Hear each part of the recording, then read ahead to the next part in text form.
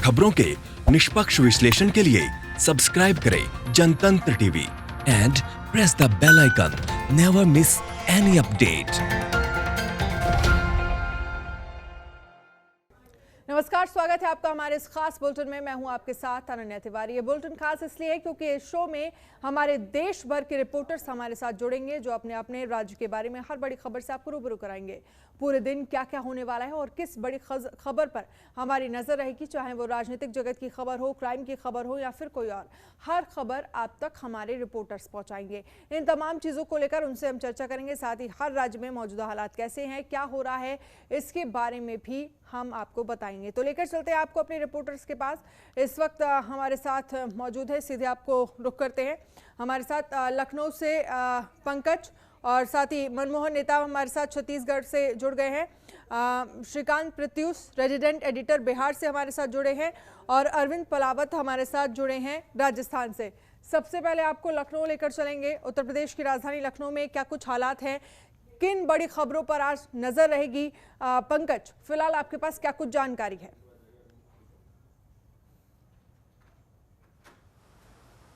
अनन्या, देखिए, आज से अनलॉक 2 शुरू हो चुका है। केंद्र सरकार ने 2 दिन पहले गाइडलाइन जारी की थी, लेकिन उसके बाद प्रदेश सरकार अपने स्तर से भी गाइडलाइन, जो भारत सरकार की गाइडलाइन आती है उसी के तहत जारी की है। हालांकि भारत सरकार ने जो गाइडलाइन जारी किया है उसी गाइडलाइन के तर्ज पे उत्तर प्रदेश सरकार ने भी गाइडलाइन जारी की है। बाकी चीज़ों में उत्तर प्रदेश सरकार ने पहले ही छूट दे रखी थी, लेकिन मेरठ में जो कर्फ्यू का टाइम है वो रात्रि 8 बजे से और सुबह 6 बजे तक है, जबकि बाकी जगहों पे रात 10 बजे से सुबह 5 बजे तक है। बाकी चीज़ों में जो छूट यथावत जो केंद्र सरकार की गाइडलाइन है उसके अनुसार जारी रहेगी। दूसरी तरफ कोरोना संक्रमण की जो स्थिति उत्तर प्रदेश में वो बढ़ती जा रही। कल भी 600 से ज़्यादा केस आए हैं। इसको लेकर के अभी मुख्यमंत्री थोड़ी देर के बाद सीएम आवास पे बैठक करने जा रहे हैं, जिसमें वर्तमान हालात के साथ साथ अनलॉक 2 को लेकर के चर्चा करेंगे और प्रदेश की ताज़ा स्थिति क्या है, इन मुद्दों को लेकर के भी चर्चा की जाएगी। देखिए, अनलॉक 2 आज से शुरू हो रहा है। कल जब प्रधानमंत्री ने फिर से संबोधन दिया था देश के लिए, तो उन्होंने इस बात का जिक्र किया था कि बड़े पैमानों पे देश भर में गरीबों को राशन मुहैया कराया। उसी के कड़ी में उत्तर प्रदेश भी ऐसा राज्य है जो सबसे ज़्यादा ऐसे लोगों की, ज़रूरतमंदों को चाहे मुफ्त राशन कार्ड उपलब्ध कराया हो या फिर राशन की व्यवस्था उनको दिया हो मुफ्त में।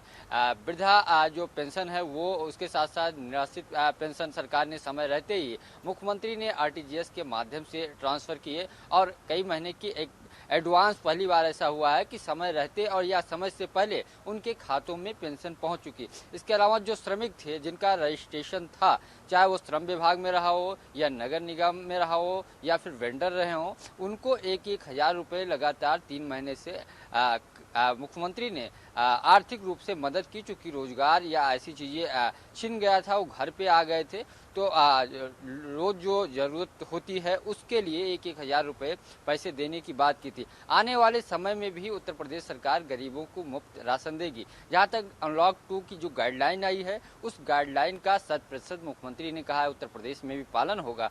मेरठ को लेकर के जो समय सीमा, चूँकि कोरोना संक्रमण के मामले मेरठ में लगातार बढ़ते जा रहे हैं, तो वहाँ रात्रि 8 बजे से सुबह 6 बजे तक कर्फ्यू रहेगा। बाकी उत्तर प्रदेश में रात्रि 10 बजे से सुबह 6 बजे कर्फ्यू रहेगा। बाकी स्थितियां सामान्य जो पहले अनलॉक फर्स्ट में थी वो यथावत रहेंगी, क्योंकि उत्तर प्रदेश सरकार ने पहले ही, चाहे वो औद्योगिक इकाइयां हो, चाहे होटल्स हो या अन्य चीज़ों में बड़े पैमाने पे छूट दे रखी थी। अनन्या, चलिए ठीक है, आप नज़र बनाए रखिए पंकज, आगे भी आपसे अपडेट लेंगे। और इसी के साथ आपको लेकर चलते हैं हमारे श्रीकांत प्रत्यूष, बिहार के रेजिडेंट एडिटर भी हमारे साथ जुड़े हैं। बिहार लेकर चलते हैं आपको। श्रीकांत, जिस तरह से देखा जाए आज से अनलॉक 2 शुरू हो रहा है और जो तमाम दिशा निर्देश दिए गए हैं उसके तहत ये सारी चीज़ें शुरू होंगी। कंटेनमेंट जोन को लेकर उस दिन भी कहा गया था कि साफ तौर पर वहाँ किसी भी तरह की कोई भी छूट नहीं मिलेगी। देखिए, कल बिहार के मुख्यमंत्री नीतीश कुमार ने स्वास्थ्य महकमे के अधिकारियों के साथ बैठक की थी और कोरोना के संक्रमण के बढ़ते रफ्तार पर चिंता भी जताई थी और उन्होंने कहा था कि जो स्वास्थ्य विभाग के अधिकारी हैं लोगों को जागृत करें, उनको बताएं कि जो बुजुर्ग हैं, जो बच्चे हैं, ज़्यादा एहतियात बरतें, घरों से बाहर न निकलें। और बाहर जिनको निकलना मजबूरी है वो नाक मुंह ढक कर निकलें, क्योंकि कोरोना का संक्रमण काफ़ी तेज़ रफ्तार से बिहार में बढ़ रहा है। पिछले 2-3 दिनों से लगातार 250-300 कोरोना संक्रमित के मामले सामने आ रहे हैं। कल भी 327 से ज़्यादा मामले सामने आए हैं और सरकार की चिंता बढ़ी हुई है। आपको पता है कि अनलॉक 2 शुरू हो चुका है और इसके तहत कंटेनमेंट जोन में कोई छूट नहीं दी गई है और पूरी सख्ती के साथ जो स्वास्थ्य विभाग का निर्देश है उसके पालन का आदेश दिया गया है। तो बिहार में कोरोना का संक्रमण काफ़ी तेज़ रफ्तार से बढ़ रहा है। 2300 से ज़्यादा एक्टिव मामले हैं और स्वास्थ्य विभाग इस बात पर संतोष जता रहा है कि स्वस्थ होने वाले मरीजों की संख्या ठीक ठाक है, 77% है। तो अभी भी 2300 मामले एक्टिव हैं कोरोना के और इसको लेकर स्वास्थ्य विभाग परेशान है। कल परसों से 2 दिनों से पटना के एम्स में जो कोरोना जांच करता था वहीं पॉजिटिव निकल गया, जिसकी वजह से वहां कोरोना जांच का काम ठप पड़ गया था।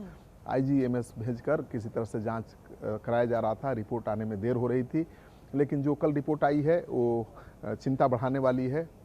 दूसरी खबर ये है कि बिहार में आप जानती हैं कि चुनाव है, विधानसभा का चुनाव की तैयारी में सारे दल जुट गए हैं। कल प्रधानमंत्री मोदी ने बड़ा ऐलान कर दिया है, नवंबर तक जो गरीब मजदूर हैं, प्रवासी मजदूर हैं, सबको अनाज देने का ऐलान किया है, यानी छठ पूजा तक उनको अनाज मिलता रहेगा।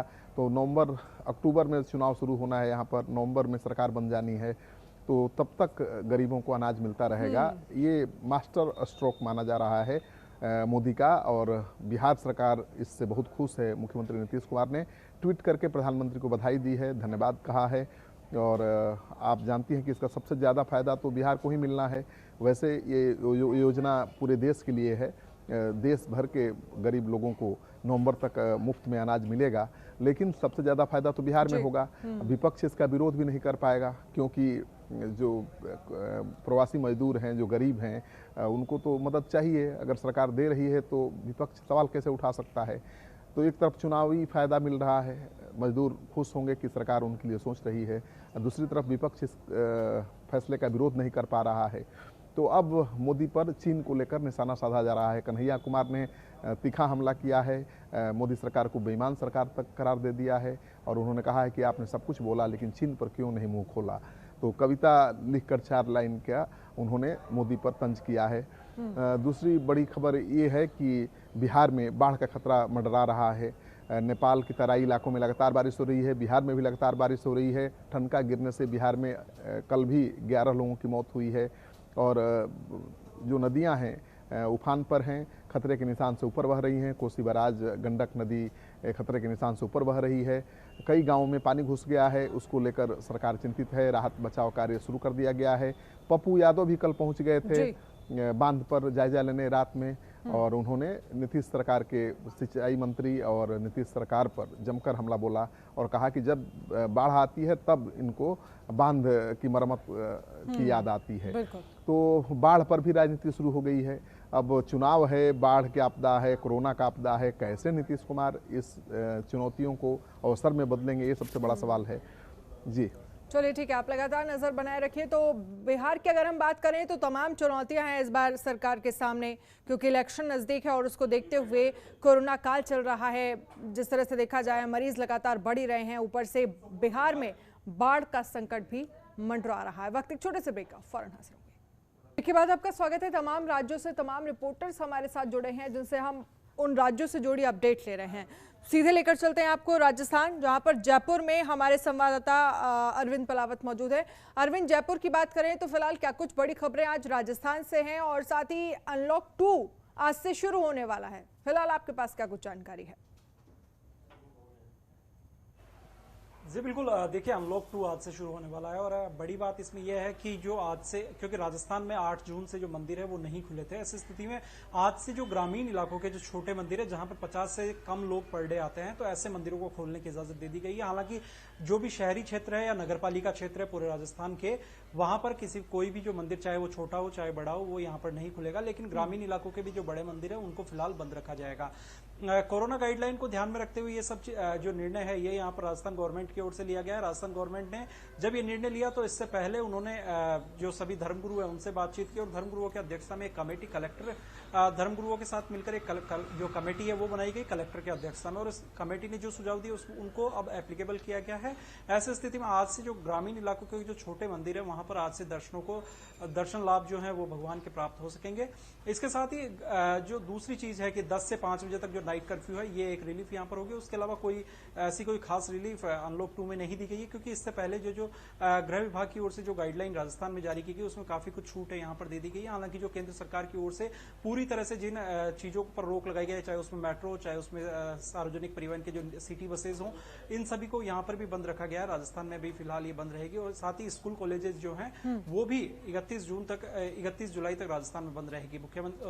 मुख्यमंत्री के निर्देश के बाद में उप मुख्यमंत्री सचिन पायलट और जो शिक्षा मंत्री गोविंद सिंह डोटासरा उन्होंने इस चीज की ट्वीट करके जानकारी दी है कि 31 जुलाई तक कोई भी स्कूल है वो राजस्थान में नहीं खुलेगी। साथ ही दूसरी बात करें, राजस्थान में एनएसयूआई का लगातार प्रोटेस्ट चल रहा है। अपनी ही सरकार के खिलाफ प्रोटेस्ट किया जा रहा है, और इसका कारण है कि जिस तरह से कई अन्य राज्यों में किया गया है कि बिना परीक्षा लिए ही छात्रों को अगली कक्षा में प्रमोट किया जा रहा है हायर एजुकेशन में, तो यही डिमांड जो राजस्थान की जो एनएसयूआई है वो कर रही है। तो ये सब चीजें हैं।